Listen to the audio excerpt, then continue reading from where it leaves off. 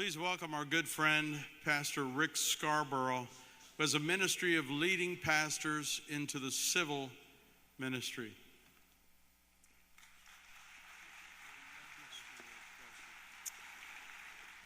In 1996, while doing research for a book entitled Enough is Enough, I discovered the covenant which we're here today to renew, the Mayflower Compact. It contained the unmistakable vision statement for our country.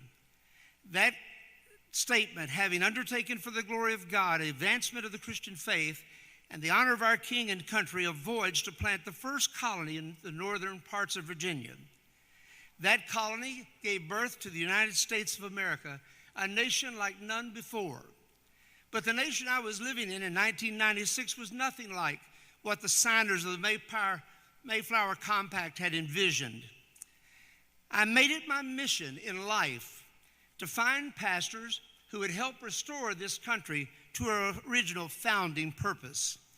Our founders created a new method of governance and a new economic system, both reflecting their biblical values, but they also founded a new biblically based educational system, knowing that whoever controls the education of the children controls the future of the country. They built a system based upon the Word of God. The ABCs were taught using basic scriptural concepts. For instance, A, in Adam's fall, we sin all. B, the life to mend, this book attend, and so forth. COVID was sent to the world by Satan. But as always, what Satan meant for evil, God meant for good.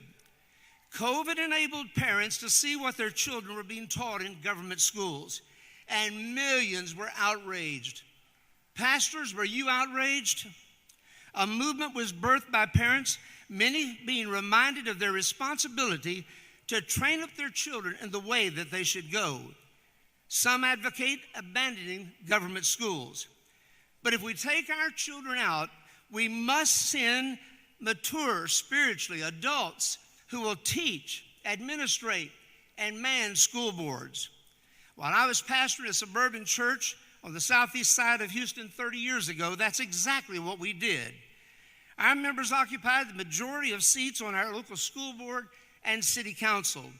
And some of them went on and served in the state legislature. One today is serving in Congress, Congressman Randy Weber. I baptized Randy before he went on to such a great accomplishment. We accomplished all of that while baptizing 2,000 people over a 12-year span. We never lost sight of the main thing. And that should be the norm with churches across America.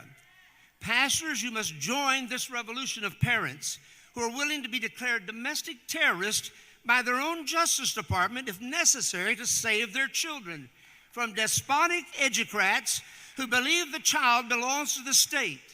They are indoctrinating our children to believe not God, can determine their own gender, leading to gender dysphoria and suicide at an alarming rate.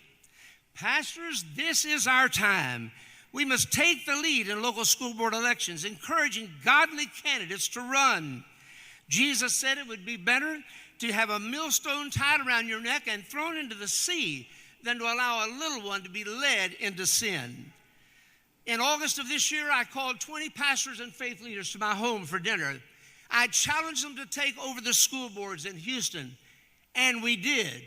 For the first time in generations, conservatives manned 2 seats on the Houston Independent School District because pastors got involved. And in Cy-Fair, the 3rd largest school district, we saw 3 incumbents over 20 years removed and replaced by God-fearing leaders. Pastors, you can do this. You can call your people to run for office, and we'll help you do it if you'll call us. God bless you.